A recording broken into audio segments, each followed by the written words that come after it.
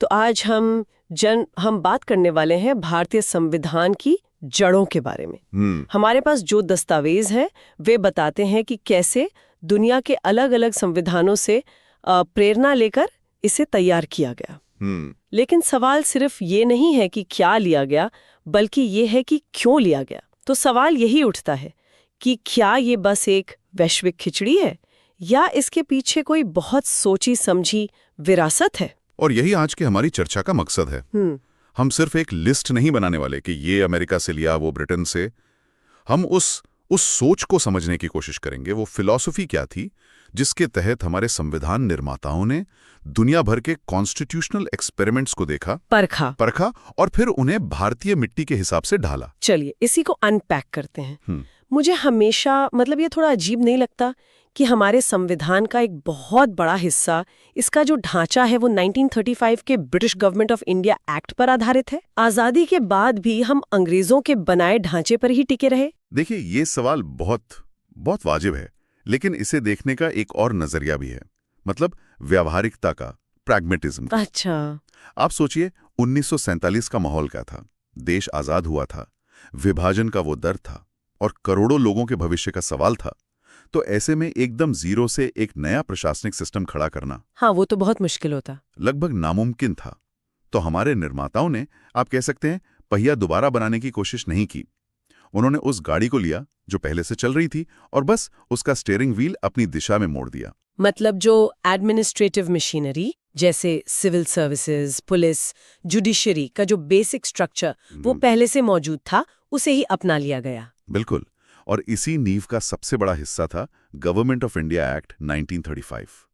हमारा जो federal structure है, मतलब केंद्र और राज्यों के बीच पावर का बंटवारा, गवर्नर्स का ऑफिस और पब्लिक सर्विस कमीशंस, ये सारी चीजें तो सीधे 1935 के एक्ट से उठा ली गईं।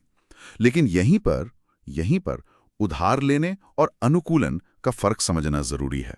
हाँ, ये बहुत दिलचस्प नुक्ता है, क्योंकि इसे अक्सर बोरोइंग कहकर क्रिटिसाइज भी किया जाता है। फर्क ये था कि 1935 के एक्ट में जो अंतिम जवाबदेही थी, वो लंदन में बैठे वाइसरॉय और ब्रिटिश सरकार की थी।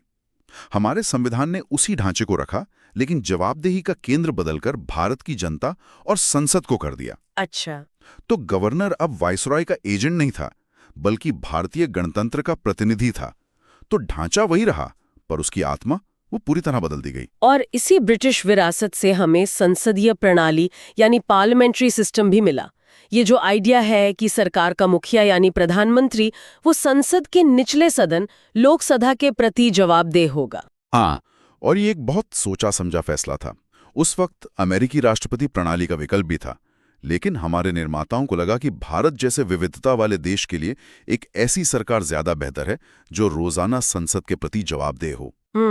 इसी के साथ आया रूल ऑफ लॉ का सिद्धांत, यानी कानून का राज, जहां प्रधानमंत्री से लेकर आम नागरिक तक सब कानून के दायरे में है। और हमारी संसद का ढांचा भी तो ब्रिटिश है। ये विचार कि हमारे पास 2 सदन होंगे, लोकसभा और राज्यसभा। हाँ, बाइकैमरल लेजिस्लेचर। बिल्कुल, ये सीधे वेस्टमिंस्टर से आया है। एक सदन सीधे जनता का प्रतिनिधित्व करता है और दूसरा राज्यों का। तो एक तरह से सरकार चलाने का पूरा ऑपरेटिंग सिस्टम हमें ब्रिटिश विरासत से मिला, जिसे हमने अपनी जरूरतों के हिसाब से मॉडिफाई कर लिया। सही कहा। लेकिन एक ऑपरेटिंग सिस्टम वो बिना एप्लीकेशंस के तो अधूरा है। मेरा मतलब है एक लोकतंत्र की आत्मा, नागरिकों के अधिकार, आजादी, बराबरी जैसे आदर्श वो कहां से आए? और इसके लिए हमारे निर्माता पश्चिम की ओर देखते हैं, खासकर अमेरिका और फ्रांस की तरफ। अगर ब्रिटिश प्रभाव सरकार कैसे चलेगी के बारे में था, तो अमेरिकी प्रभाव नागरिकों को क्या अधिकार मिलेंगे पर केंद्रित था। हमारे संविधान का पार्ट 3, जिसे मैग्ना कार्टा भी कहते हैं, यानी हमारे मौलिक अधिकार या फंडामेंटल राइट्स, उसकी प्रेरणा सीधे अमेरिकी बिल ऑफ राइट्स से ली गई है। लेकिन यहाँ एक सवाल उठता है। अमेरिकी मौलिक अधिकार तो बहुत एब्सोल्यूट माने जाते हैं, जबकि हमारे अधिकारों पर कई रीजनेबल रिस्ट्रिक्शंस यानी वाजिब पाबंदियां हैं। तो क्या ये कहना सही होगा कि हमने सिर्फ प्रेरणा ली, पूरी नकल नहीं की? आपने बिल्कुल सही नस पकड़ी है। यही अनुकूलन का सबसे बेहतरीन उदाहरण है। हमारे संविधान निर्माताओं का मानना था कि एक व्यक्ति के अधिकार और समाज के हित के बीच एक संतुलन होना जरूरी है। ओके। इसलिए उन्होंने बोलने की आज़ादी तो दी, लेकिन साथ ही देश की सुरक्षा या सार्वजनिक व्यवस्था के हित में उस पर वाजिब पाबंदियां लगाने की गुंजाइश भी रखी। ये भारतीय परिस्थितियों के लिए किया गया एक बहुत महत्वपूर्ण बदलाव था। और सिर्फ अधिकार देना ही काफी नहीं है ना, उनकी रक्षा का तंत्र भी तो जरूरी है। निश्चित रूप से। और यहीं से हमने दो और शक्तिशाली अमेरिकी विचार लिए।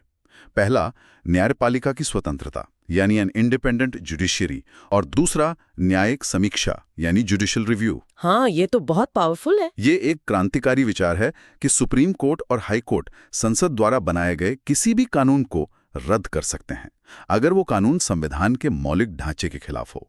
ये एक तरह से न्यायपालिका को संविधान का संरक्षक बना देता है। तो अमेरिका से हमें अधिकारों का कानूनी कवच मिला। और फ्रांस की क्रांति के नारे स्वतंत्रता, समानता, बंधुत्व, वो तो हमारे संविधान की प्रस्तावना, प्रीएम्बल की जान है। बिल्कुल। लिबर्टी, इक्वालिटी, फ्रेटर्निटी, ये सिर्फ शब्द नहीं है, ये हमारे गणतंत्र के आदर्श हैं। अगर अमेरिका से अधिकार आएं जो कानूनी हैं, तो फ्रांस से आदर्श आएं जो नैतिक हैं। अच्छा। और फ्रांस से ही हमने गणराज्य यानी रिपब्लिकन फॉर्म ऑफ गवर्नमेंट का विचार भी लिया। इसका मतलब है कि हमारे देश का मुखिया यानी राष्ट्रपति कोई वंशानुगत राजा या रानी नहीं होगा, बल्कि जनता द्वारा चुना हुआ एक प्रतिनिधि होगा। सही है। ये हमें ब्रिटिश मॉडल से अलग करता है, जहां आज भी एक मोनार्क है। बिल्कुल। तो ये अधिकारों और आदर्शों का एक बेहतरीन मिश्रण है। अमेरिका से सरकार की शक्ति को सीमित करने वाले अधिकार लिए गए और फ्रांस से देश को एक नैतिक दिशा देने वाले आदर्श। ये दिखाता है कि संविधान सिर्फ कानून नहीं, बल्कि एक सामाजिक दृष्टि भी है। सही कहा।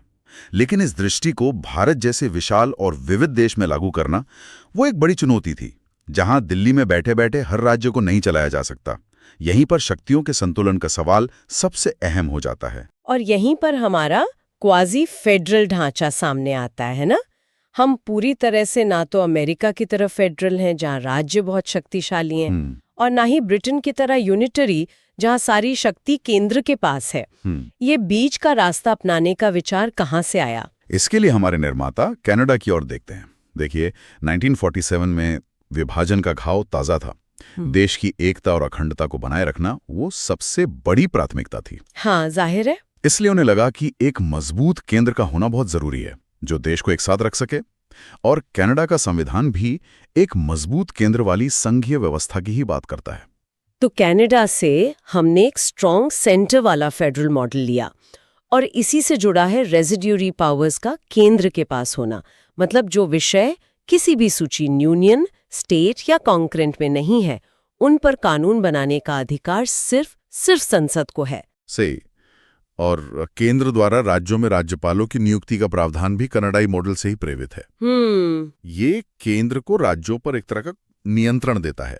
लेकिन इससे तो राज्यों की पावर कम हो जाती है। ये फेडरलिज्म के स्पिरिट के खिलाफ नहीं है? हाँ, यही सवाल था। तो उस संतुलन के लिए हम ऑस्ट्रेलिया के संविधान की ओर देखते हैं। अच्छा। वहां से हमने एक बहुत ही शानदार विचार लिया, समवर्ती सूची यानी कॉन्करेंट लिस्ट का।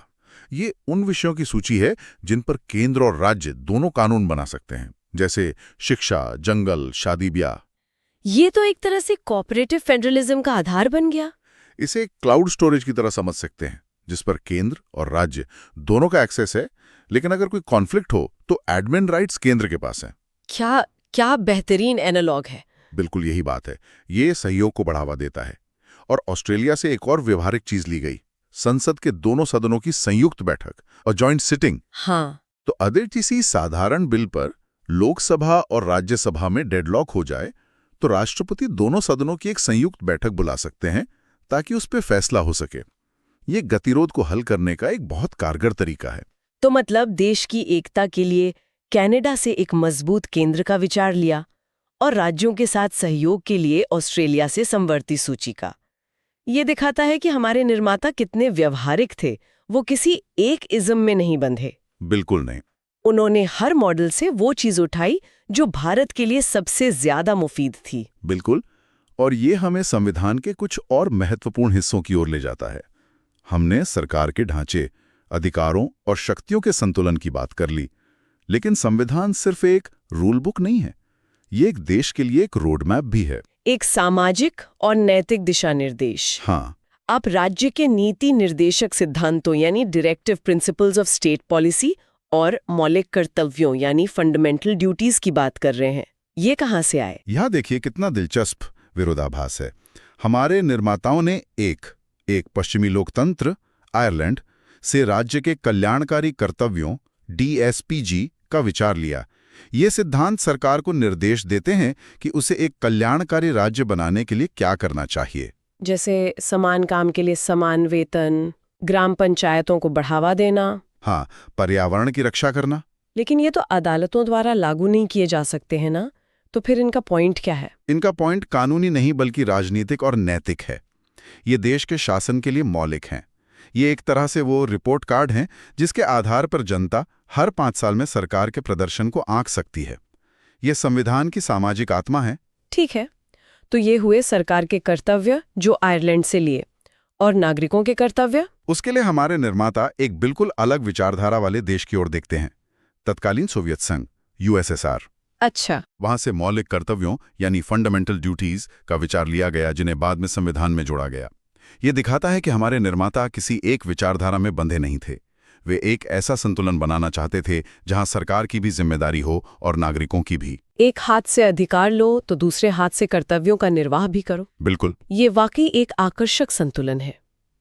तो हमारे पास सरकार के लिए एक नैतिक कंपास DPSP है और नागरिकों के लिए भी फंडामेंटल ड्यूटीज। लेकिन क्या होगा जब देश में कोई असाधारण संकट आ जाए, युद्ध या आंतरिक विद्रोह जैसी स्थिति? ऐसी आपात स्थितियों के लिए उन्होंने जर्मनी के वाइमर संविधान की ओर देखा। वहां से आपातकाल के दौरान मौलिक अधिकारों के निलंबन का प्रावधान लिया गया। ये तो बहुत विवादास्पद रहा है। लेकिन इसके पीछे की सोच ये थी कि जब राष्ट्र का अस्तित्व ही खतरे में हो तो व्यक्तिगत अधिकारों को अस्थायी रूप से सीमित किया जा सकता है। यह राष्ट्र की सुरक्षा को प्राथमिकता देने वाला एक कड़ा फैसला था। और संविधान कोई पत्थर की लकीर तो है नहीं, समय के साथ इसे बदलना भी पड़ता होगा। संशोधन की प्रक्रिया कहाँ से आई? इसके लिए हम दक्षिण अफ्रीका चलते हैं। वहां के संविधान से हमने संशोधन की प्रक्रिया ली, जिसमें कठोरता और लचीलेपन का एक अनूठा मिश्रण है। वो कैसे? संविधान के कुछ हिस्सों को संसद साधारण बहुमत से बदल सकती है, कुछ के लिए 2/3 जैसे विशेष बहुमत की जरूरत होती है, और जो हिस्से संघीय ढांचे को प्रभावित करते हैं, हाँ, उनके लिए विशेष बहुमत के साथ साथ कम से कम आधे राज्यों की सहमति भी जरूरी है। मतलब संविधान को बदलना नामुमकिन भी नहीं है और इतना आसान भी नहीं कि कोई भी सरकार इसे अपनी मर्जी से बदल दे। बिल्कुल सही। ये संतुलन सुनिश्चित करता है कि संविधान एक जीवंत दस्तावेज बना रहे जो समय के साथ विकसित हो सके। और आखिर में एक बहुत ही सूक्ष्म लेकिन महत्वपूर्ण सिद्धांत जापान से लिया गया, कानून द्वारा स्थापित प्रक्रिया या प्रोसीजर एस्टैब्लिश्ड बाय लॉ। इसका क्या मतलब हुआ? इसका सीधा सा मतलब है कि अगर कोई कानून संसद की सही प्रक्रिया का पालन करके बनाया गया है तो वो मान्य है। तो आज की इस पूरी चर्चा को अगर हम समेटें तो ये तो बिल्कुल साफ है कि भारतीय संविधान किसी एक देश की नकल नहीं है। बिल्कुल नहीं। ये ब्रिटेन की संसदीय प्रणाली, अमेरिका के अधिकार, फ्रांस के आदर्श, कनाडा के संघवाद और आयरलैंड के सामाजिक सिद्धांतों का एक अद्भुत मिश्रण है। ये दुनिया भर के सफल प्रयोगों का एक विशाल अध्ययन है। और इसीलिए जब लोग इसे उधार का थैला या पैचवर्क कहकर इसकी आलोचना करते हैं ना, तो मुझे लगता है वो इसके सार को समझने में विफल रहते हैं। ये एक खिचड़ी नहीं है, बल्कि एक सोच समझकर तैयार किया गया गुलदस्ता है, जिसमें दुनिया के सबसे खूबसूरत फूलों को भारत की जमीन के लिए चुना गया। ये हमारे संविधान निर्माताओं की दूरदर्शिता, उनके खुले विचारों और असाधारण बुद्धिमत्ता का प्रतीक है। वाह, क्या बात है। तो श्रोताओं के लिए एक आखिरी सवाल मेरे मन में आ रहा है। 75 से अधिक वर्षों के बाद अगर आज भारत का संविधान लिखा जाता तो क्या हम दुनिया के कुछ नए संविधानों से कुछ नए विचार उधार लेते? ये तो बहुत अच्छा सवाल है, सोचने पे मजबूर करता है। शायद हम सिलिकॉन वैली से प्रेरित होकर डिजिटल नागरिकता और डेटा गोपनीयता के अधिकार पर एक नया अध्याय जोड़ते, या शायद न्यूजीलैंड या स्कैंडिनेवियन देशों के मॉडल से पर्यावरण संरक्षण और गवर्नेंस के कुछ सिद्धांत अपनाते। ये सवाल हमें याद दिलाता है कि एक संविधान हमेशा विकसित होता रहता है और सीखने की प्रक्रिया कभी खत्म नहीं होती।